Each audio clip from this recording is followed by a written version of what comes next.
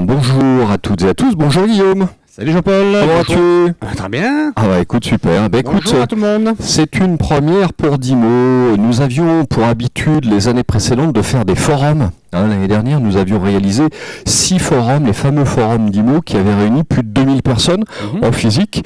Malheureusement, cette année, on a dû annuler pour les raisons que tu connais. En effet, avec la Covid, on a dû rebondir. D'ailleurs, le rebond et rebondir en physique digital, ou en digital. En tout cas, on a fait ce plateau TV au sein de Dimo et on rebondit en espérant que ça sera toujours aussi passionnant et que dès qu'on pourra refaire du physique, on le refera bien sûr. Et donc, le rebond que nous avons fait avec agilité étant sur le thème d'ailleurs de la journée du rebond commercial. Alors le rebond commercial, il est vrai que pendant cette période de confinement, on a dû s'adapter tous autant qu'on est et on a dû utiliser les solutions notamment que nous avons en place de CRM. CRM, Guillaume, activité que nous avons depuis 1996 au sein de Dimo, voilà, à travers plusieurs solutions. Alors en effet, une solution que nous éditons, qui est Yellowbox, que vous aurez le plaisir de découvrir, et une autre que nous intégrons, qui est Salesforce, pour les dossiers plus internationaux, plus importants. Alors, généralement, on a pour habitude de dire, chez Dimo, on boit notre propre champagne. En clair, on utilise les solutions qu'on prescrit à nos clients. Et la période de Covid a été une période intense d'utilisation du digital. En effet, pendant cette période de confinement, on a dû s'adapter. On a dû faire preuve d'innovation, de nouveaux outils. Et vous verrez d'ailleurs avec les partenaires qui sont aujourd'hui avec nous sur cette journée, qu'on a su construire de nouvelles façons de faire et qui ont été relativement efficaces. En effet, pendant les 4 premiers mois de mars à fin juin, on a été très en retard sur nos prises de commandes. À peu près 40% de retard. À peu près 40%. Et bien, sur le mois de juillet, on a rattrapé quasiment tout le retard que nous avions pris pendant ces 4 premiers mois. Donc on s'est dit, c'est efficace, on peut peut-être en profiter pour partager avec nos clients, futurs clients. Alors, on parle d'outils, mais on parle aussi de formation. Cette période a été intense pour les 70 commerciaux de Dimo Software, intense en utilisation de solutions, intense en formation, pour être affûté et être capable de servir les attentes de nos clients. Vous serez autour de 200 à participer à cette journée. N'hésitez pas, il faut qu'elle soit interactive. Donc, si vous avez des questions, faire du chat, des questions que vous pouvez avoir, l'ensemble des personnes qui participent ici se feront un plaisir d'y répondre. Donc, n'hésitez pas à nous questionner. Donc, nous passons directement au plateau et nous remercions nos partenaires. Très belle journée à tous. Merci Guillaume, merci Jean-Paul. Alors nous allons effectivement démarrer cette première thématique de la journée, thématique autour de la prospection. Nous avons réuni 3 experts et moi-même pour évoquer ce sujet. Alors on va évidemment tout de suite, c'est un thème évidemment extrêmement important, la prospection, dans ce contexte-là, mais c'est toujours une problématique qu'ont beaucoup d'entreprises, rechercher activement de nouveaux clients. On fait un petit tour non pas de table, mais un tour de présentation de chacun. Allez, un petit mot qui commence. Thomas, peut-être ? Je vais commencer. Bonjour à toutes, bonjour à tous. Je représente la société Corporama. Corporama qui est éditeur d'une solution d'intelligence commerciale. Le terme peut sembler un peu flou. En gros, c'est une base d'information société dynamique qui permet d'identifier les sociétés et prioriser les sociétés à démarcher.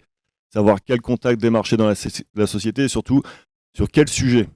Voilà, c'est ce qu'on l'on fait autour d'une solution qui fonctionne en SaaS. Merci Thomas. Bonjour à tout le monde. Alors merci d'abord à Dimo Software de nous accueillir aujourd'hui. Donc, je suis Louis Barbeau, je suis le directeur général et le cofondateur d'une entreprise qui s'appelle Nomination, qui existe depuis 18 ans et dont le sujet est d'aider les commerciaux et le marketing à gagner en performance autour d'une data extrêmement qualifiée sur les individus, les contacts, les décideurs et les entreprises. Et ça se traduit par des produits en mode SaaS ou des produits connectés aux outils CRM. On en reparlera tout à l'heure. Merci Louis. Benoît Sossereau ? Alors, Benoît Sossereau, bonjour à tous. En tout cas, bienvenue à cette journée et on va passer pas mal de choses intéressantes pour vous. Mon activité, c'est de former et d'accompagner les commerciaux, notamment sur des démarches de prospection et de vente. Et on fait ça au travers d'un programme et de prestations d'accompagnement. Voilà. Merci Benoît. Et donc en ce qui me concerne, donc Expert Performance, fondateur, j'accompagne les entreprises dans leur développement commercial depuis maintenant près de 25 ans sur des activités liées au recrutement et la formation de commerciaux, l'audit commercial jusqu'à la mise en place de plans d'action. Voilà, commercial. On est sur le sujet. Tout de suite, on va évidemment rentrer dans le vif du sujet sur le contexte actuel, avec évidemment un certain nombre de questions auxquelles on va essayer de répondre. Bien sûr, peut-on prospecter? Doit-on prospecter? Et puis surtout, on va faire un tour d'horizon très précis avec des actions concrètes sur comment, bien sûr, prospecter. On démarre sur première, évidemment, question. Je vais me tourner vers qui veut démarrer, peut-être Louis, sur peut-on prospecter, doit-on prospecter dans cette période si particulière qui est la nôtre? La réponse est oui, bien entendu, plus que jamais. Je dirais que depuis quasiment 20 ans que Nomination opère sur le marché, on voit bien que la difficulté à prospecter ne fait que augmenter. Donc aujourd'hui, la Covid, c'est une difficulté de plus qu'il est nécessaire de gérer naturellement, mais la vie continue. Nos entreprises ont besoin de continuer à faire du chiffre d'affaires. Nous avons besoin de continuer à entretenir des discussions avec nos clients et nos prospects, même si ça ne se traduit pas immédiatement par des projets du chiffre d'affaires.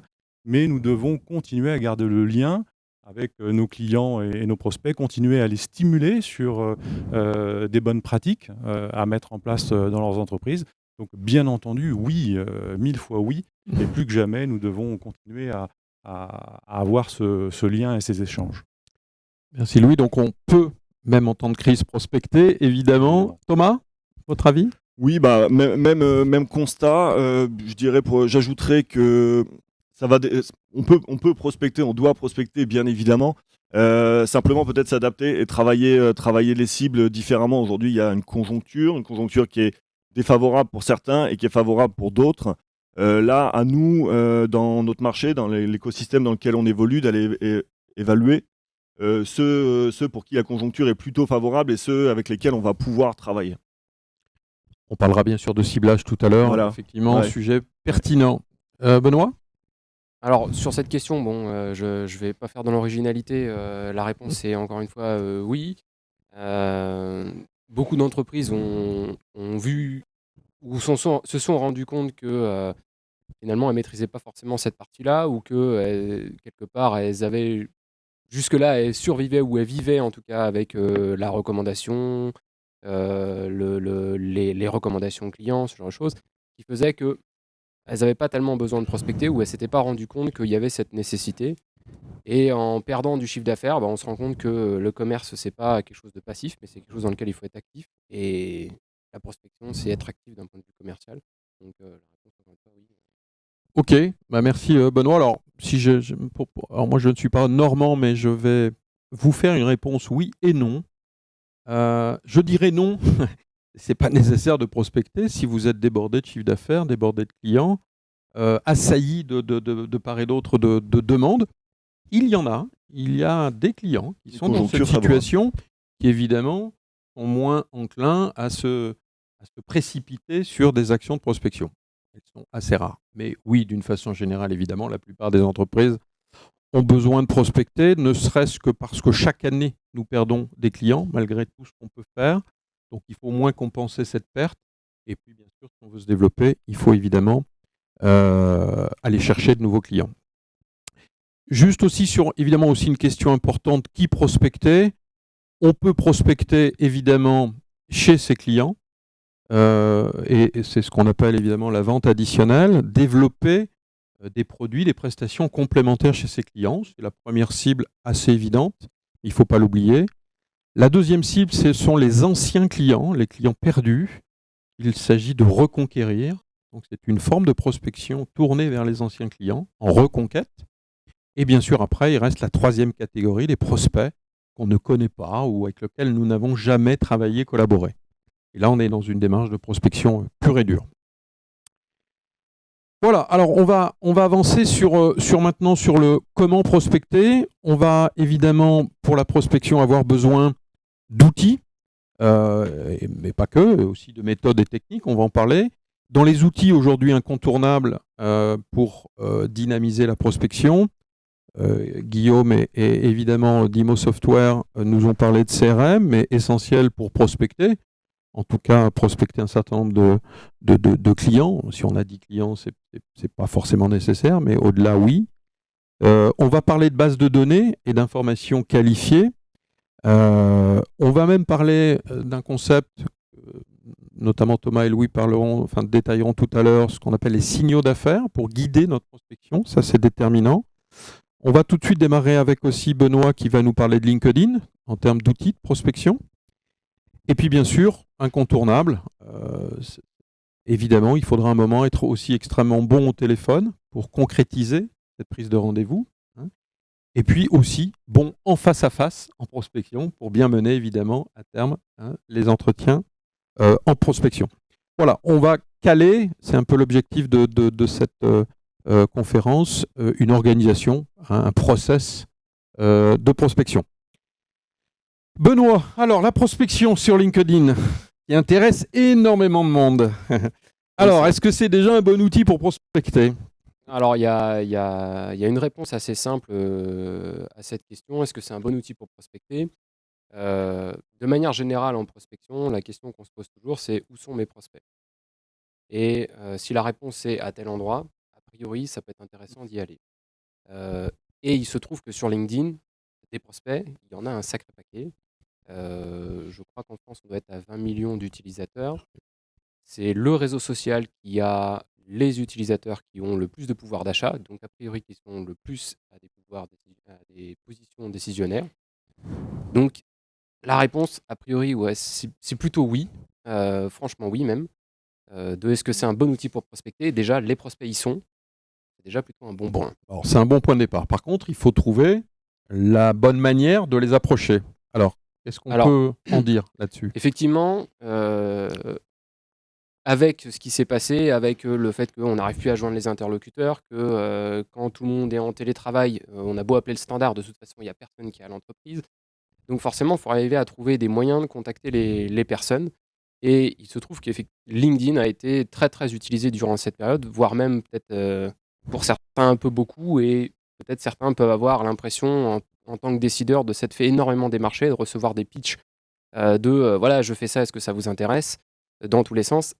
Bon, dans les conditions et les clés du succès, on va dire que c'est pas l'approche la plus idéale. Généralement, on commence par ça, mais c'est pas vraiment le plus idéal. Parce que l'enjeu critique sur la prospection sur LinkedIn, c'est de faire en sorte que les gens répondent. Pas tant qu'on envoie et qu'on sollicite, mais que les personnes répondent. Parce qu'en soi, solliciter, c'est très facile. C'est comme d'ailleurs prospecter par téléphone, il y a juste à décrocher son téléphone, composer des numéros. Et faire en sorte que les gens répondent et favorablement, là, c'est un autre enjeu. Donc, dans les conditions du succès, c'est de faire en sorte qu'on arrive à créer suffisamment de confiance dans un contexte dans lequel on a beaucoup de défiance pour faire en sorte que ces décideurs, quand on engage la conversation avec eux, eh bien, ils répondent. Alors, peut-être que je peux donner quelques éléments concrets de comment est-ce qu'on peut s'y prendre. Oui. Et puis, évidemment, pour ceux qui s'y intéressent ou ceux qui veulent optimiser, alors j'imagine qu'il faut évidemment avoir à la fois un profil adapté et faire et mener un certain nombre d'actions. Tu vas pouvoir peut-être le détailler, notamment en termes de production de contenu. Alors, souvent, ce qu'on voit, et LinkedIn est abordé par beaucoup d'entreprises comme un outil marketing, et c'est plus le marketing qui chapeaute cette partie-là. C'est peut-être une bonne chose, et à la fois pas forcément tant que ça une bonne chose, parce que c'est surtout les commerciaux qui doivent se l'approprier, parce que c'est eux qui sont en contact des clients. Et ça veut dire que quand ils se l'approprient, ça veut dire qu'il faut qu'ils se l'approprient entièrement, pas à moitié, mais entièrement. Et se l'approprier entièrement, ça veut dire vraiment prendre possession de son profil, c'est-à-dire centrer son profil vis-à-vis de celui qui va le lire et qui nous intéresse de toucher, donc en l'occurrence le prospect. C'est-à-dire qu'il ne va pas falloir faire un listing de ses produits ou services ou ce genre de choses, parce que pour ouvrir la conversation, ce n'est pas l'idéal. Quand on parle de nos produits ou services, on génère de l'objection. Si on veut engager la conversation, c'est mal barré. Donc déjà, la première des conditions, c'est de pas forcément parler de ses produits ou services tout de suite, mais d'être plus dans une logique de réseautage, comme on pourrait l'avoir en réseautage classique. Donc déjà, ça c'est le premier point. Et quand on va engager les gens par message privé, envoyer des invitations, ce genre de choses, et on reste dans cette logique réseautage. Maintenant, l'enjeu critique pour s'assurer qu'il y ait un maximum de personnes qui répondent, ça va être le contenu. Et c'est là où, en fait, est l'utilité fondamentale des posts. L'utilité des posts, c'est pas de dire, voilà, on fait ça, passez commande chez nous, mais plus de créer un lien notamment émotionnel, avec les personnes qui sont dans notre réseau et qui vont voir nos publications, qui va faire que, après tout, je risque pas grand-chose à engager la conversation avec cette personne. Donc ça, c'est dans les conditions ou les clés de succès, ça c'est plutôt pas mal déjà si on fait ça, quoi. Et si on rentre un peu dans le détail des messages ou des contenus qu'on doit envoyer pour réussir ces démarches de prospection, donc sont plutôt des contenus tournés vers le client, vers les attentes possibles, sur les problématiques possibles Alors des clients. on peut faire ce genre de contenu. L'inconvénient, c'est qu'en fait, ce genre de contenus vont souvent générer très peu d'interactions. Et si on veut que nos publications soient vues, si on parle vraiment de publications, il faut générer des contenus qui vont générer des réactions et qui vont faire que les gens ils vont vouloir commenter, ils vont vouloir liker cette publication. Ça paraît basique, mais si on n'a pas ça, d'autant plus avec les changements d'algorithme qu'il y a eu récemment, nos publications vont faire très très peu de vues. Et donc finalement, elles ne vont pas remplir le rôle qu'elles sont censées remplir. Donc ça veut dire que pour qu'on ait des réactions, c'est simple, il faut qu'il y ait un bénéfice pour celui qui va réagir, un bénéfice social ou un bénéfice émotionnel. Donc si on va partager par exemple des histoires personnelles, eh bien en retour, les gens risquent d'avoir envie de partager leur histoire personnelle. Et donc ils ont un bénéfice social et émotionnel à le faire. Et donc là, on va générer plus de réactions qu'on ne pourrait le faire autrement. Donc ça, c'est un des premiers points. Et sur les messages, en dire le moins possible. Quand on est en train de discuter avec quelqu'un, et le plus rapidement possible, passer au téléphone. Parce que la condition clé du succès de la prospection sur LinkedIn, c'est pas de vendre via LinkedIn, c'est pas de faire avouer que la personne elle a un problème et que là, il faut absolument qu'elle trouve une solution. Il faut avoir un minimum de pudeur. La personne en face, elle ne nous connaît pas, on vient juste de discuter par message. On n'a qu'une portion faible du champ de communication, donc il faut passer le plus vite possible au téléphone. Ça, c'est effectivement, il ne faut pas perdre de vue cet objectif Ouais. important qui n'est qu'une passerelle pour effectivement entamer C'est ça. un entretien téléphonique et après un entretien de face à face, Mm. dès qu'on peut, évidemment.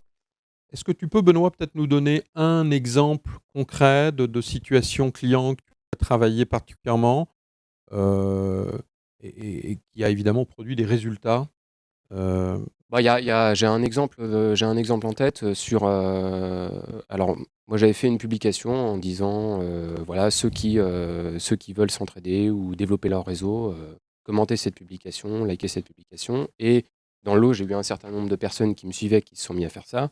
Et dans ces personnes-là, j'ai notamment un client en tête qui, lui, en a profité pour du coup demander en relation toutes les personnes qui avaient réagi à la publication, les prendre au téléphone. Et en fait, il s'est retrouvé à discuter avec une boîte qui est exactement ce qu'il lui faut dans le secteur de l'usinage. Et il a pu discuter directement avec le patron. Et probablement que s'il avait voulu le faire autrement, ça aurait été très compliqué.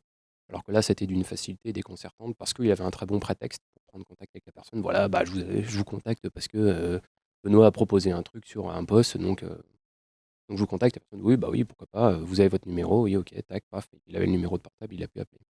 Et après, bien évidemment, c'est là où se joue vraiment le truc où il faut être bon au téléphone, mais on a le numéro de portable du décideur. Et c'est vraiment là où, en fait, il faut mettre LinkedIn, pas lui en demander plus, avoir les coordonnées directes, et après, on passe au téléphone.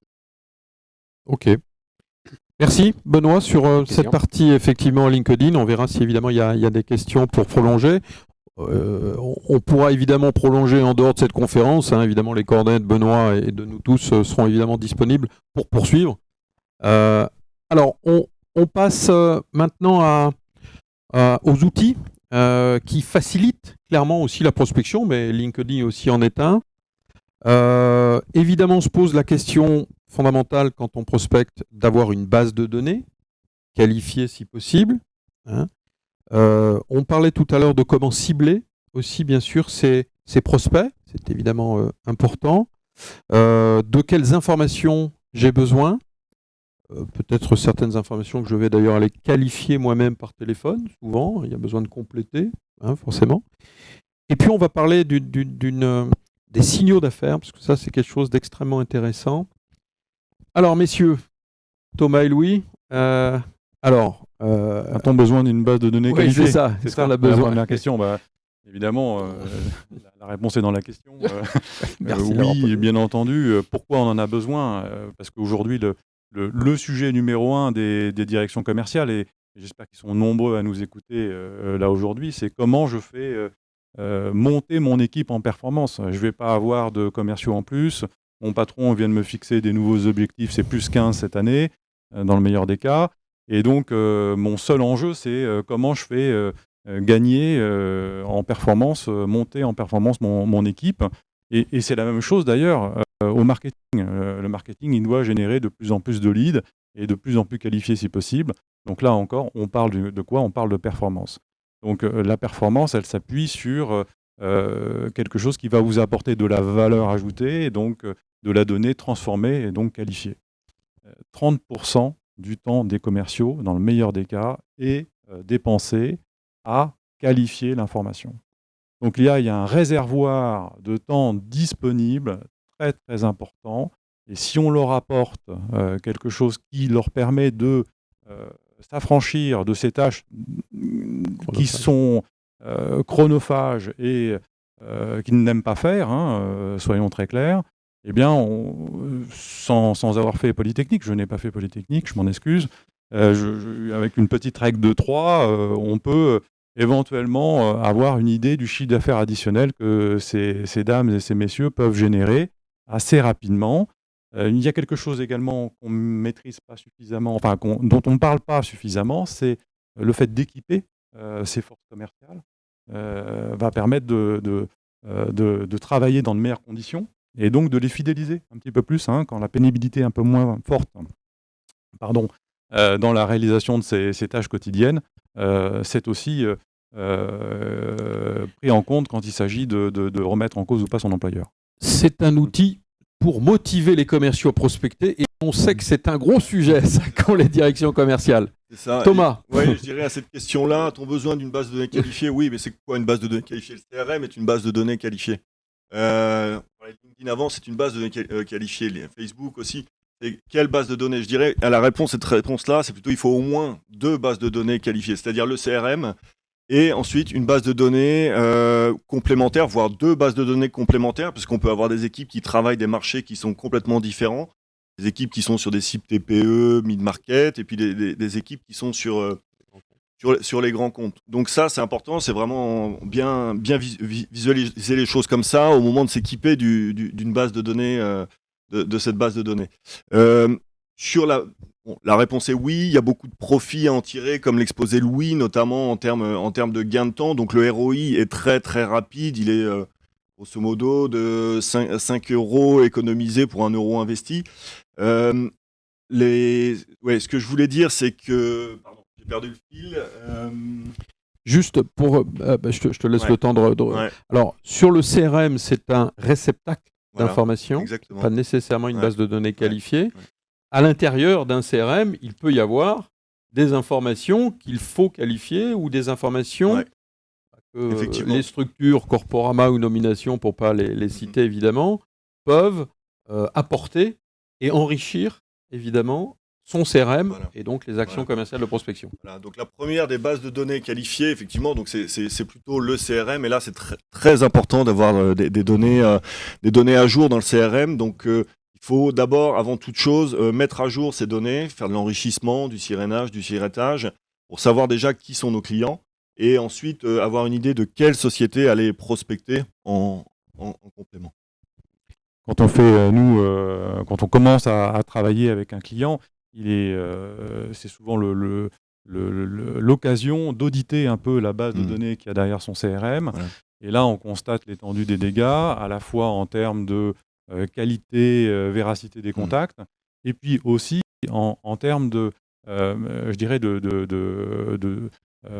nombre de décideurs nécessaires pour traiter tout le cycle de décision. On est aujourd'hui sur des ventes complexes, quel que soit notre métier. Il faut engager 5-6 décideurs. Donc, si on ne les a pas dans le CRM, évidemment, on a des difficultés à mener à bien sa vente, à la fois d'un point de vue one-to-one commerce, et puis aussi d'un point de vue one to few, marketing.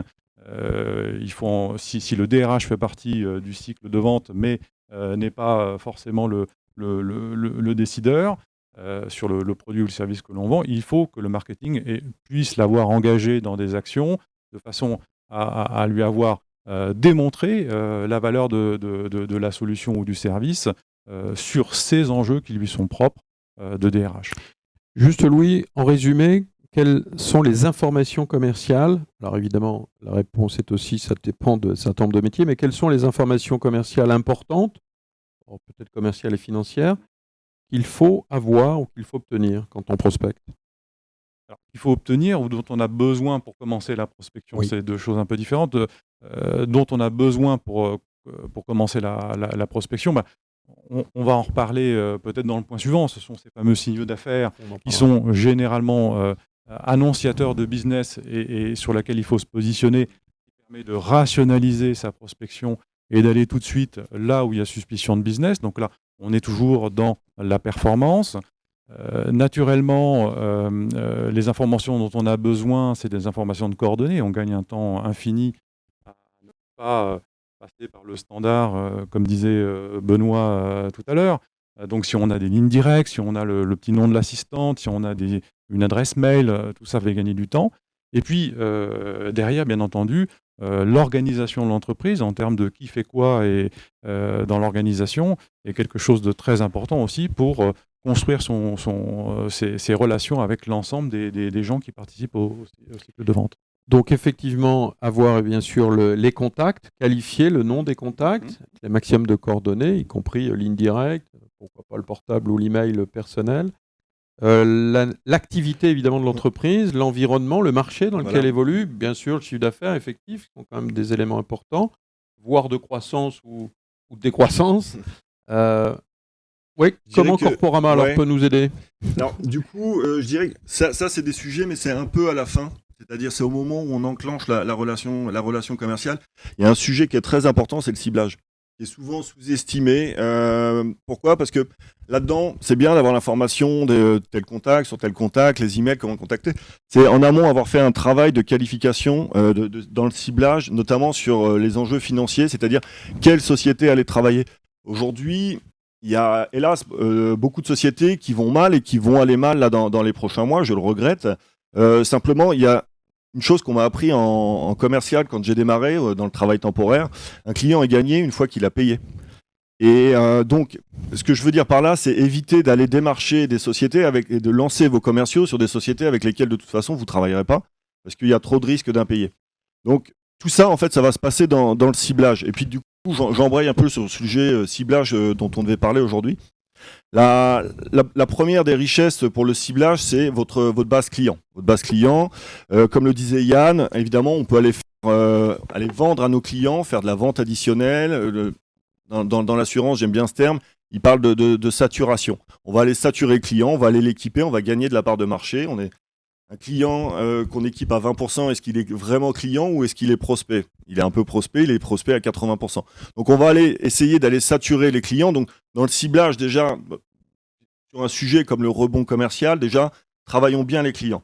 Ensuite, les clients, c'est une grande richesse. Pourquoi? Parce qu'ils vont nous dire quelle société allait travailler en termes de prospection.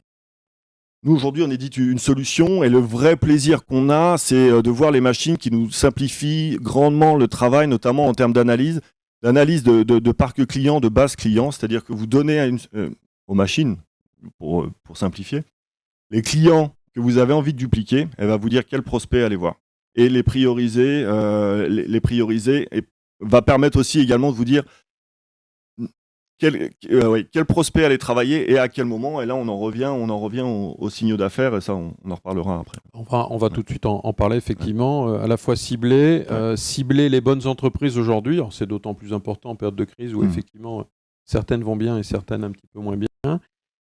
Alors, cette notion de signaux d'affaires, je ne sais pas si tout le monde est bien familiarisé avec ça. Comment on peut présenter et quels sont les avantages de ces signaux d'affaires pour la prospection? Là encore, c'est de prioriser son effort commercial là où il y a suspicion de business. Donc, les signaux d'affaires, ça peut être une foultitude d'actualités, en réalité. Hein. Ça peut être la prise de poste. Chez Nomination, c'est un peu la colonne vertébrale de l'histoire. Un décideur qui arrive va nécessairement remettre en cause tout ce qui a été fait par le passé par son prédécesseur. Il a besoin d'apporter de la nouveauté pour justifier sa prise de poste, et puis il est là pour ça. Donc, c'est pas nécessairement que l'ensemble des projets vont s'enclencher, mais c'est un bon prétexte pour enclencher une discussion et apporter des idées à quelqu'un qui va avoir besoin d'en mettre en place. C'est aussi, si un décideur arrive chez un de vos clients, un signal fort pour aller effectivement redémontrer au nouveau décideur que ce qui a été mis en place avec son prédécesseur était pas tout à fait fou et qu'il faut le garder. Hein, voilà. Juste, Louis, il y a donc la nomination, l'arrivée de quelqu'un et l'arrivée d'un poste est évidemment déterminant. Y a-t-il d'autres? Il y en a beaucoup. Une entreprise qui se développe à l'international, une entreprise qui lance un nouveau produit, une entreprise qui recrute massivement du personnel, une entreprise qui lève des fonds, avoir besoin peut-être de se structurer, c'est pas fou. Donc des signaux comme ça, nous on en surveille une vingtaine de catégories, et chaque utilisateur va faire son choix dans les signaux qu'il estime être performants pour son propre besoin. Ok. Ouais, Thomas. Dans la question, les signaux d'affaires les plus pertinents et ceux qui intéressent le plus. Je ne sais pas chez vous, mais il y en a quand même. Il y a 3 stars qui sont quand même le changement de dirigeant, la nomination de direction opérationnelle, et puis les offres d'emploi. Les offres d'emploi, ça un peu plus largement sur le sujet prospection. C'est quelque chose qui est sous-estimé, que je conseille beaucoup à nos clients. Pourquoi ? Parce que c'est très instructif. On connaît les projets de l'entreprise à terme, c'est-à-dire sur quoi ils vont se développer. Ça peut permettre de connaître aussi le parc informatique, c'est-à-dire quels logiciels sont utilisés. On va demander des compétences sur tel logiciel, ou éventuellement, quand on est sur des profils un peu plus industriels, ça va être quel parc machine. Donc c'est très indiscret, les offres d'emploi. Ça permet de très bien connaître son prospect, de savoir ce qui se trame dans les mois à venir, et donc du coup d'être pertinent dans l'approche commerciale. C'est-à-dire qu'on ne va pas avoir un discours stéréotypé, auto-centré sur les grandes forces de notre produit, de notre société. C'est tout de suite, ça va permettre de s'intéresser à l'interlocuteur, et donc d'être plus performant, de mieux transformer sur de la prise de rendez-vous. Ok. J'ajouterais sur les signaux d'affaires, on peut beaucoup les utiliser en prospection évidemment pour identifier des opportunités, et puis également sur le parc client. Sur le parc client, ça permet aussi, il y a la prospection, hein, mais sur un client de ne pas perdre des clients. Parler d'anciens clients, avant qu'ils deviennent anciens clients, c'est surveiller. Ah, il y a un changement de dirigeant, et il se trouve que c'était vraiment lui avec qui j'avais une bonne relation. Et bien du coup, je vais me présenter tout de suite au nouveau dirigeant. Je ne vais pas laisser mes concurrents bien informés aller faire ce travail-là et me piquer l'affaire, quoi. Juste question peut-être que certains peuvent se poser, pour certains qui ont déjà une base de données, voire un CRM, comment concrètement j'évalue d'abord la qualité de ma base de données, et si j'ai ciblé de nouveaux prospects, comment vous intégrez ces prospects, alors je crois que dans votre métier on parle de dédoublonnage. Vous pouvez nous expliquer concrètement si c'est simple. Oui, c'est très simple. Comme je disais tout à l'heure, quand on commence une relation avec un nouveau client et quand il s'agit d'alimenter un outil de CRM, la première étape, c'est bien sûr d'auditer sa base de données. Donc là, on fait passer sa base de données à la moulinette dans toutes les dimensions, hein, sur les entreprises, sur les individus, et on rend des indicateurs d'obsolescence de la donnée. Et puis, notre capacité derrière à corriger cette donnée et à la compléter. À compléter la donnée déjà présente, mais aussi à la compléter par de la donnée additionnelle au regard du marché du client. À la fois sur le périmètre entreprise, il nous a dessiné. Je vends en grand compte, je vends en PME, je vends dans telle région, etc., etc. Et puis à la fois sur la notion verticale de décisionnaires, et décisionnaires au pluriel, toujours dans l'optique de couvrir l'ensemble des gens qui participent au cycle de vente. Et donc avec tous ces indicateurs, ça donne généralement à celui qui porte le projet de la data chez notre client un formidable outil pour aller chercher les budgets nécessaires pour aller acheter de la prestation chez nous. C'est aussi quelque chose qui permet à l'entreprise de savoir où j'en suis de ma couverture du marché. C'est très important de savoir est-ce que je connais mes clients, mes prospects. Oui, non, et d'avoir une preuve par l'exemple. Bien cartographier et bien identifier le potentiel chez chacun de ses clients, évidemment, et le cycle de décision. Voilà, Louis évoquait un sujet, la mise à jour des données. Là, on était dans une démarche curative. Il y a aussi aujourd'hui une démarche préventive, c'est-à-dire que grâce aux machines, j'aime bien les appeler comme ça, il y a des modules qui vous tiennent à jour parfaitement toute l'information dans votre CRM. C'est-à-dire que vous ne vous occupez pratiquement plus de la donnée, si ce n'est aller renseigner des données clients spécifiques que vos commerciaux vont capter. Mais pour tout ce qui est information légale et financière, aujourd'hui, à l'aide d'API, on est à même de tenir à jour parfaitement toutes les informations dans le CRM. C'est-à-dire qu'on ne se soucie plus de ce sujet-là. C'est un point qui est important parce que pour le coup, à nouveau, il y a un ROI important à attendre. Voilà, tout simplement. Okay. Je rajoute juste un point, effectivement, ces connecteurs que nous avons avec les outils CRM du marché sont aussi nécessaires dans l'adoption du CRM par les forces commerciales.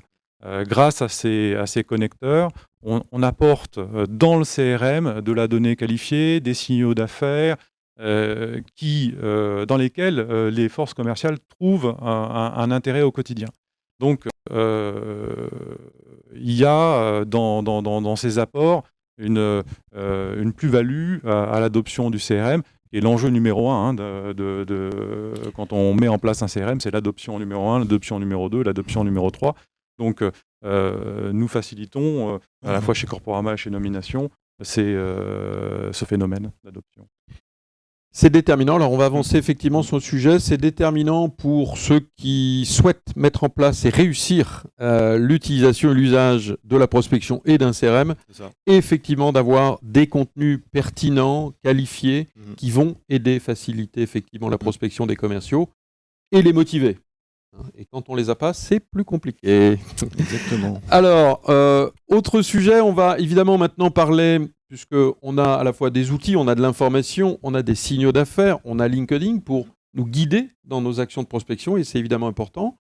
Néanmoins, un moment, je crois que c'est Benoît qui l'a dit, il va falloir passer au téléphone, passer sur un exercice que là aussi, généralement, les commerciaux n'aiment pas trop, c'est la prise de rendez-vous. Alors, on va vous donner quelques éléments importants pour réussir cette prospection téléphonique, cette prise de rendez-vous. Et puis, on verra aussi, on pourra compléter aussi Benoît, bien sûr, le face-à-face à réussir aussi en prospection, parce qu'on ne va pas voir évidemment un prospect comme on va voir, comme on visite traditionnellement les clients. Donc, sur la partie phoning, puisqu'on va rentrer dans cette partie-là de prise de rendez-vous, on va évidemment parler d'un argumentaire téléphonique, mais pas que. Il y a à la fois, forcément, comme pour tout, le fond et la forme. Le fond, c'est forcément caler, on va dire, à nos interlocuteurs pour prendre rendez-vous. La plupart du temps, alors, sauf à obtenir des numéros de portable que LinkedIn peut nous apporter, parfois sur des bases hyper qualifiées, nous pourrions avoir des lignes directes ou des portables. On en a 30% de lignes directes. Merci de le préciser, merci Louis. Donc, dans ce cas-là, le premier sujet que je voulais évoquer avec vous, la partie franchissement de barrage, sera évidemment facilité, et tant mieux. Alors, pour ceux qui, évidemment, sont confrontés au franchissement de barrage, qu'est-ce qu'il faut retenir pour réussir à passer donc, le barrage ? C'est le barrage, je vous rappelle que c'est simplement un filtrage. Nous, commerciaux, on appelle ça barrage, nous barre. Mais simplement, l'assistante ou le standard fait son travail de filtre naturel. Alors, premier élément important quand on est au téléphone, d'abord, en prospection, il faut éviter de se faire repérer comme un prospecteur de base. Et le prospecteur de base, eh bien, il a toujours envie d'en dire beaucoup, il est extrêmement poli, il dit merci à tous les fins de phrase, s'il vous plaît. Alors, il ne s'agit pas d'être impoli d'ailleurs, au passage, mais il se fait repérer. D'abord, il est souvent hésitant. Il annonce rapidement la couleur qu'on ne se connaît pas et je souhaite présenter, c'est la phrase magique, je souhaite présenter mes activités à Monsieur Dupont. Bon. Évidemment, ce qu'il ne faut jamais faire, donc, en dire le moins possible, mais à la limite, essayez-le, c'est très intéressant. Bonjour, Yann Slotzig pour Benoît Sossereau. Alors là, vraiment, j'en dis le moins possible parce que je n'ai même pas présenté le nom de ma société et je l'ai dit tellement naturellement que les gens peuvent se dire, tiens, ils se connaissent. Contrairement à une version plus hésitante, bonjour, est-ce qu'éventuellement il serait possible de me passer Benoît Sossereau sans trop le déranger. Sans trop le déranger, bien sûr, et s'il est bien sûr disponible, je souhaiterais bien sûr lui présenter ma société qu'il ne connaît pas. Bon, alors là, évidemment, ça va être compliqué, la prospection. Donc, en dire le moins possible, et être surtout, et ça c'est la forme très importante, très assurée, vraiment vous appelez comme si vous connaissiez la personne que vous appelez, et aussi comme si on allait vous le passer. C'est aussi fondamental, parce que la plupart des commerciaux prospectent en disant, bon, de toute façon, je vais me faire bâcher, ça va pas marcher, je vais perdre mon temps, et puis en plus, ils vont être désagréables. Alors là, évidemment, avec cet état d'esprit-là, ça va moins marcher. Donc voilà, pour en tout cas franchir les barrages, mais là aussi, il faut se préparer, caler un petit peu, séquencer les réponses à mais pourquoi vous l'appelez, à quel sujet, est-ce qu'il ne vous connaît pas, pour éviter d'avoir, hélas, on entend beaucoup, si on se fait repérer, envoyez un mail et puis il vous rappellera quand il sera intéressé. Voilà. Face à l'interlocuteur, si on poursuit, on va quand même essayer d'arriver à passer les barrages. On ne fera jamais 100%, mais on peut optimiser le franchissement de barrage, notamment si on a évidemment les bonnes infos. On va utiliser d'ailleurs, c'est important pour franchir les barrages, d'utiliser. J'appelle Monsieur Sossereau qui vient d'être, je crois, nommé directeur commercial de l'entreprise. Voilà, c'est mieux qu'un appel, je souhaite présenter ma société, plus personnalisé. 3 éléments ensuite face à l'interlocuteur, c'est très important là aussi pour caler un argumentaire. Il faut qu'on prépare 1 ou 2 phrases d'introduction pour introduire pourquoi on souhaite appeler Monsieur Sossereau. Donc là, il faut préparer, et si on a évidemment des informations et des signaux d'affaires, on va les utiliser là aussi. Très important aussi, après ces 2 phrases d'introduction, technique qui fonctionne extrêmement bien, c'est la technique des oui, c'est-à-dire qu'on va aller poser des questions pour aller chercher, c'est très psychologique, le téléphone, pour aller chercher du oui. Vous le savez, la plupart du temps, quand vous appelez quelqu'un, il pense non. Non, c'est pas le moment, c'est pas le temps, j'ai pas le moment, j'ai pas d'argent.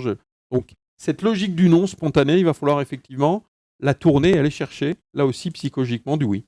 Donc voilà, je vous appelle, donc vous êtes, je crois, le nouveau directeur commercial de l'entreprise Tartampion. Bon, là, je suis à peu près sûr si l'info est bonne, elle sera bonne. Effectivement, je suis à peu près sûr d'avoir un oui.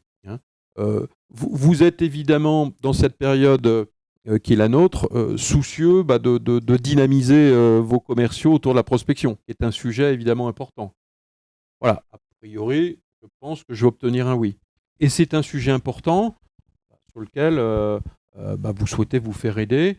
Bon, voilà, il se trouve que c'est notre métier. Et ces sujets-là, d'ailleurs, on va les retrouver un peu chez nous dans ces fameux signaux d'affaires et dans cette actualité. Le directeur commercial dont tu parles, il est intervenu dans une conférence sur un sujet donné. C'est souvent révélateur de sa stratégie à venir ou actuelle.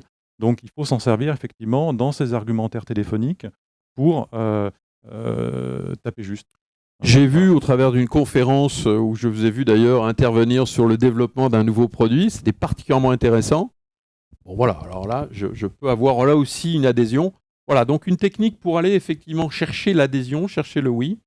Et puis, 3e étape très importante au téléphone, le fameux closing. C'est-à-dire que là, il faut réussir, et c'est extrêmement important. Le closing, c'est évidemment jamais est-ce que, monsieur le client, on pourrait se rencontrer pour évoquer ? Est-ce qu'on pourrait ? Donc la version interrogative conditionnelle. Benoît, là, je pense que ça va être compliqué. Mais c'est plutôt une version affirmative. Donc, en fonction de ce que vous venez de me dire, ce que je vous propose, c'est effectivement de vous rencontrer pour vous présenter dans le détail la manière dont on pourrait vous aider. Voilà, je suis disponible la semaine prochaine, mardi à 9 h, pour vous rencontrer à vos bureaux. Ça vous va? Voilà, donc un closing très direct, très directif, très simple. Voilà. Est-ce que Benoît, tu voulais sur ce phoning rajouter sur la partie phoning, notamment quand on vient de par LinkedIn, c'est un petit peu différent forcément parce que on a déjà eu un premier contact avec la personne, on n'est plus vraiment sur de l'appel à froid pur, on est plus sur de l'appel un peu plus chaud.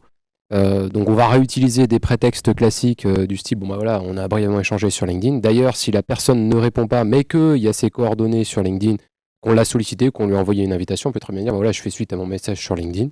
Ce qui permet tout de suite de recaler les choses. La personne ne va pas forcément resituer, ça arrive. Donc ce qu'on fait dans ces cas, voilà, ce que je vous propose, c'est que bah voilà, je vous donne un petit peu de contexte sur pourquoi est-ce que je vous appelle. Et puis après, là, on peut commencer à dérouler effectivement quelque chose, soit dans la même ligne que ce que tu as présenté, soit effectivement utiliser les signaux d'affaires, soit avoir un pitch qui soit très centré sur le client. Moi c'est vrai que j'utilise plutôt cette version-là, en présentant typiquement, voilà, quand je discute avec des dirigeants, voilà, ils me disent que, et puis là je vais lister différentes problématiques pour amener la personne à parler, à se confier sur ces sujets-là et à avoir cette discussion. Et après, je vais faire effectivement un closing. Par contre, je suis complètement en phase avec toi. Il faut être assez clair, direct sur l'objectif en prospection téléphonique ou que même suite à une démarche LinkedIn, c'est de placer un rendez-vous. Donc, il ne faut pas perdre de vue cet objectif. L'objectif, c'est pas de démarrer l'entretien vente. Même si le type il nous dit oui, j'ai un petit peu de temps, là, machin. Non, non. L'objectif, c'est ça. Parce que si on est en session de phoning, notamment si on veut garder la motivation, garder la bonne énergie, on place les rendez-vous. Là, on a un succès. On a placé le rendez-vous, bam, et on continue, et on recommence, et on recommence, et on recommence.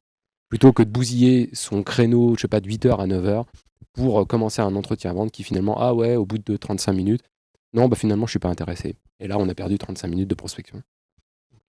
Donc effectivement, Benoît, il y a deux logiques, effectivement, prise de rendez-vous. Alors, moi, je suis assez partisan, effectivement, d'aller très très vite sur la prise de rendez-vous.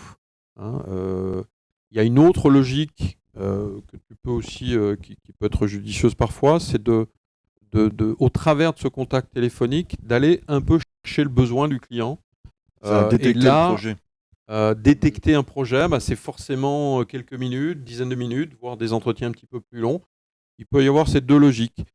Aujourd'hui, d'ailleurs, dans cette période qui est la nôtre, la prise de rendez-vous proposée peut être une prise de rendez-vous physique, quand c'est possible. Ça ne l'est pas toujours, mais on peut bien sûr proposer une prise de rendez-vous physique. Mais on peut très bien aussi proposer une prise de rendez-vous visio, téléphone, mais visio, ça fonctionne très très bien, où là, on va, au travers de ce premier entretien de prospection en visio, évidemment, ça s'est beaucoup développé ces derniers temps, eh bien, pouvoir dérouler un entretien qu'on aurait en face à face, mais en visio. Et là, on va rentrer dans l'entretien classique de prospection avec les différentes phases qu'on va découvrir, et on peut donc le faire tout à fait à distance. Alors, pour poursuivre, évidemment, donc pour conclure, évidemment, on a besoin d'un argumentaire téléphonique. Je vois évidemment trop de commerciaux, un peu la fleur au fusil, improvisant des choses et puis souvent bafouillant, hésitant. C'est un petit peu évidemment compliqué. Même chose sur la partie face à face. Un entretien de vente en prospection, c'est un entretien particulier sur lequel il faut se préparer. Alors pour se préparer, on parle de technique de vente, on parle de plan de vente. Alors on ne parle pas de plan de vente appris par cœur, récité, etc. Et même au téléphone, d'ailleurs, attention aux argumentaires téléphoniques qu'on récite, ça c'est la catastrophe. C'est exactement ce qu'il ne faut pas faire. Et en entretien de vente, tout en mettant en avant les éléments de sa personnalité, et c'est important, Benoît parlait d'émotion, néanmoins c'est évidemment extrêmement utile d'avoir un plan de vente. Donc quelles sont les étapes de la vente, alors à la fois en face à face et au téléphone, en visio. Alors je vous délivre un peu ce que nous faisons depuis très longtemps sur ce sujet-là. Quand on démarre un entretien de prospection en face à face ou en visio, on démarre toujours en tout cas, par 2 minutes de présentation de sa société.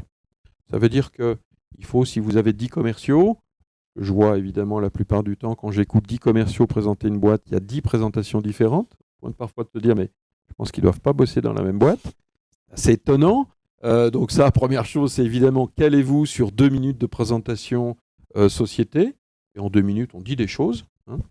Évidemment, deuxième étape, c'est la phase de découverte. Donc évidemment, c'est un prospect qu'on ne connaît pas, même si évidemment on s'est préparé, on est allé sur Internet, on a des outils pour nous alimenter en informations pertinentes avant de faire ce rendez-vous.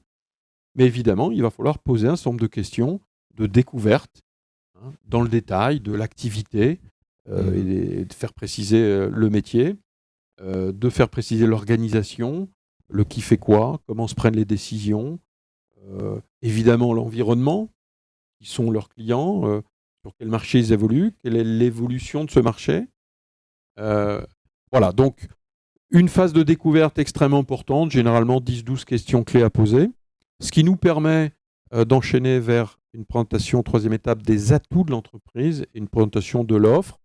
Là, on peut avoir 4-5 minutes pour un petit peu détailler son offre, produit ou service, et puis surtout, dans cette étape-là, montrer quelle est notre différence, quels sont nos atouts par rapport à nos confrères ou par rapport aux habitudes de ce prospect. Hein, n'oubliez pas, en prospect, évidemment, il ne vous a pas attendu, vous n'y êtes pas, donc ça veut dire qu'il y a forcément quelqu'un ou quelques-uns en place, donc il faut forcément très vite se démarquer, de savoir qu'est-ce que vous apportez de différent par rapport aux solutions en place. Ensuite, évidemment, 60% de la vente, c'est l'étape 4, la fameuse découverte des besoins. Et là, il faut, là aussi, par un jeu de questions, rentrer dans le détail de pourquoi ce prospect aurait besoin de vous. Hein, alors, soit par des insatisfactions, voilà, moi je suis sur LinkedIn, mais effectivement, je n'ai pas trouvé le mode opératoire, j'arrive pas à générer des leads, j'arrive pas à motiver mes commerciaux, effectivement, pour prospecter. Voilà, donc allez identifier des insatisfactions, des problématiques, des dysfonctionnements, ou des besoins ou des projets. Ça peut, hein, on n'est pas toujours sur des éléments négatifs de bugs, on peut aussi être sur des projets. Il y a des gens qui souhaitent créer de nouveaux produits, de nouvelles offres, qu'on va accompagner aussi, bien sûr. Voilà. Cinquième étape, une fois qu'on a évidemment le besoin du client, très simplement, il faut y répondre. Donc ça s'appelle en vente argumentée, présenter sa solution. Généralement, il peut y avoir d'ailleurs une coupure entre la phase 4 et 5, où on vient généralement à partir d'un devis, avec un devis, une proposition argumentée, donc répondre aux besoins du client, illustrer pourquoi on est bien placé pour effectivement répondre à ce besoin. Généralement, on traite les objections. Une place légitime, il n'y a pas de vente sans objection, sinon d'ailleurs c'est un petit peu inquiétant quand il n'y a pas d'objection. Parce qu'on est vraiment avec un décideur, parce qu'un décideur qui n'objecte pas, c'est un peu compliqué. Mon père disait la vente commence quand le client dit non. Ouais, voilà, tout à fait. Donc non, en tout cas, il y a des objections à traiter sur lesquelles il faut s'entraîner là aussi. Et puis, comme au téléphone, évidemment, dernière étape, l'étape du closing, de la conclusion. Et là, alors généralement, les commerciaux sont un peu fébriles, souvent. C'est quand même une problématique qu'ont beaucoup de commerciaux, hein, qui n'arrivent pas pour la plupart à conclure. Tout simplement parce que parfois, ils n'osent pas et ils laissent faire éventuellement le client en pensant que le client va conclure. Sauf que la plupart des temps, le client ne conclut pas. Le client, il veut réfléchir, il veut prendre le temps, il veut consulter la terre entière. Donc, il a plein de raisons de surtout pas conclure. Et donc, c'est le commercial. Alors, il y a évidemment des techniques pour ça qui va rassembler l'ensemble de pourquoi on est d'accord et en quoi vous avez bien répondu aux besoins du client pour effectivement inviter à conclure l'affaire. Voilà un petit peu ces méthodes de vente qui nous permettent évidemment un élément important en prospection, mais dans la vente d'une façon générale, de piloter, donc être vraiment, prendre le manche, hein, souvent on le dit dans les entretiens de vente, et ne pas les subir. Ça veut dire qu'il faut effectivement maîtriser les techniques de vente, sinon effectivement ça va partir un peu à droite à gauche, le client va nous embarquer sur des terrains un petit peu parfois tortueux ou sinueux. Donc la notion de piloter, structurer vos entretiens, parfois ça part un peu aussi à volo, bien écouter évidemment le client, poser les bonnes questions, et puis s'en servir, hein, parce que je vois parfois des commerciaux qui posent des questions mais qui ne servent pas des réponses ou qui n'écoutent pas. Alors c'est pas tout d'écouter, de poser des questions, il faut ensuite les utiliser dans l'entretien de vente, susciter un besoin, parce que parfois on a besoin, pas simplement de répondre à un besoin, mais de savoir susciter, créer le besoin. Alors, pour des commerciaux déjà un petit peu plus chevronnés, c'est peut-être le plus difficile dans la vente. Et bien sûr, argumenter, négocier et conclure. Voilà pour la partie méthode de vente. On a on conclut, quelques questions auxquelles on peut répondre. Je me tourne vers Maxime. Oui, en effet. Alors, on a quelques questions. Une première question de Lucie qui demande comment créer du lien émotionnel avec un acheteur potentiel que l'on n'a jamais rencontré. Ah, bonne question. C'est toi, Benoît, qui a parlé d'émotion. Ouais, j'ai parlé un peu d'émotion. Donc, alors, le mode opératoire, enfin, il y a plein de possibilités, mais tout dépend si on l'a au téléphone ou pas. En tout cas, si on n'a jamais discuté avec lui, une des premières choses qui peut être intéressante, c'est bien évidemment de l'ajouter sur LinkedIn et avoir une pratique régulière de publier des posts qui vont plutôt être centrés sur notre identité. C'est-à-dire qu'on ne va pas spécialement parler de l'entreprise, mais on va parler vraiment de nous, qui on est, quelles sont nos valeurs, qu'est-ce qui est important pour nous, qu'est-ce qui nous est arrivé dans la vie qui fait qu'on en est là où on en est, quelles sont notre vision des choses par rapport à un métier, par rapport à une évolution, nos sensibilités. Donc faire des posts qui vont pouvoir, du coup, résonner par effet miroir avec quelqu'un d'autre. Ça, c'est la première des choses, mais de manière diffuse, on va dire, pour créer un lien émotionnel. Bien évidemment, si on met un commentaire sous un post de la personne en question, si tant est qu'elle ait publié quelque chose, et ben forcément, on commence à créer une conversation. À partir du moment où on commence à créer une conversation, on commence à créer du lien. Et après, si on est au téléphone, bah, c'est un peu basique de dire ça, mais c'est l'empathie. Ça veut dire chercher à comprendre ce que ressent l'autre. Ça veut pas dire le ressentir, ça veut pas dire être affecté par ça, ça c'est de la sympathie, mais vraiment d'être sur l'empathie, c'est-à-dire qu'est-ce qui fait que cette personne voit les choses de la manière dont elle me l'explique. Donc ça veut dire souvent aller au-delà de simplement quelque chose qu'elle va dire. Je sais pas, moi, elle nous parle, voilà, aujourd'hui, j'arrive pas à prospecter. Il faut aller au-delà de ça. Il faut aller au-delà de juste cette phrase, pas juste se contenter. Et c'est vrai qu'il y a beaucoup de commerciaux qui n'ont pas ce réflexe, quand le prospect donne de l'information, de l'utiliser pour en récupérer un petit peu plus. Ouais, Maxime, d'autres questions? Merci Benoît. Oui, on a une seconde question de Jawad qui nous demande: doit-on privilégier une démarche de prospection téléphonique volumique afin d'avoir le plus de prospects au téléphone, quitte à avoir un peu de déchets, ou bien faut-il réduire le taux d'appel pour privilégier une prospection plus ciblée? Alors, forcément, ces messieurs vous ont expliqué qu'il faut cibler, parce que, évidemment, donc c'est de l'entonnoir. Donc, il y a une double réponse. Oui, et on a des outils pour ça, et on vous les a présentés, on pourra les détailler, mais on a des outils pour cibler. Donc, il faut toujours, effectivement, cibler et pas partir tout azimut. Ça, c'est évident. Néanmoins, pour avoir des résultats en termes de prospection, il faut s'abriter quand même sur des volumes. Si vous faites 3 appels par mois, c'est moins bien que 30 par jour. Donc, si vous faites 3 appels par mois, ça va vite se voir quand même. oui, ça va vite se voir. Bon, alors, il faut qu'il soit au maximum 3 rendez-vous. Il faut qu'il soit super bien ciblé et que vous fassiez du 100% sur parce que sinon ça va être plus compliqué. Oui. Thomas parlait de lookalike tout à l'heure, donc dans le ciblage. Il y a une méthode de ciblage pour avoir quand même un petit peu de volume pour faire ces appels téléphoniques. Donc tous les prospects qui ressemblent à vos clients, dans lesquels vous avez obtenu des résultats, ils seront sensibles à la démarche que vous ayez déjà traité les problématiques des sociétés qui leur ressemblent. Donc ça, c'est aussi du ciblage, et 2, un argument téléphonique pour franchir les fameux barrages et avoir le temps de discussion nécessaire avec le décideur. Voilà, il y avait un président américain qui avait dit, je crois que c'est Lincoln, qui avait dit: si on me donnait 6 heures pour abattre un arbre, j'en prendrais 4 pour préparer ma hache. Considérez que le ciblage, c'est la préparation de la hache, en fait. Souvent, on se dit, il faut que je sois dans le volume. En fait, tout va beaucoup se passer par le ciblage en amont, et aller chercher les niches et faire de l'ultra-ciblage pour réduire le taux d'appels sans intérêt vraiment au strict minimum, quoi. Et pour terminer, de répondre évidemment à la question, on peut aussi élargir. Une des clés du succès, bien sûr, c'est le ciblage, mais c'est aussi, on ne l'a peut-être pas forcément dit, on parle beaucoup d'approche multicanale en prospection.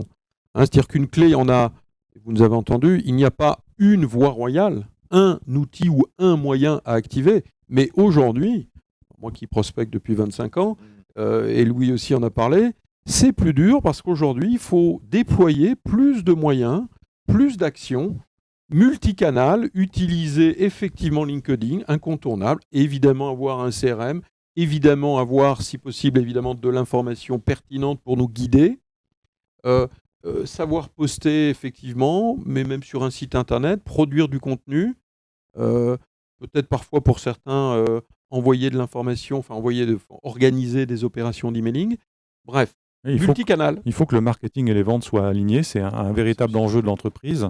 Le marketing est au service du commerce, il ne faut pas l'oublier. Et quand ces deux-là fonctionnent de pair avec les bons outils, pareil, on est dans le gain de performance et on augmente la capacité de nos commerciaux à pénétrer les comptes qui se transforment en clients. Maxime, c'est bon ? C'est tout pour nous, oui. On va conclure. Écoutez, on vous remercie. Alors évidemment, nous sommes à votre disposition. Nous vous ferons passer à l'ensemble des gens qui ont suivi cette conférence, bien sûr, les coordonnées de l'ensemble des intervenants.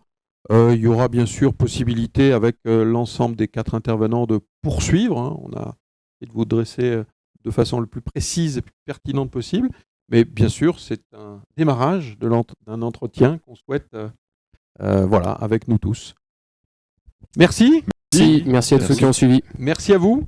Merci Excellente beaucoup. journée. Puis d'ici, je crois, un quart d'heure, 20 minutes, deuxième conférence sur la partie justement relations commerciales à distance. On se retrouvera aussi, je crois, à 11h30 pour la partie marché public. C'est ça. Et puis un après-midi autour de stratégie digitale, web marketing et puis performance commerciale. En effet. Merci. Merci beaucoup à Maxime. vous. Merci, bonne journée. Bonne journée. N'hésitez pas en ligne à continuer à poser des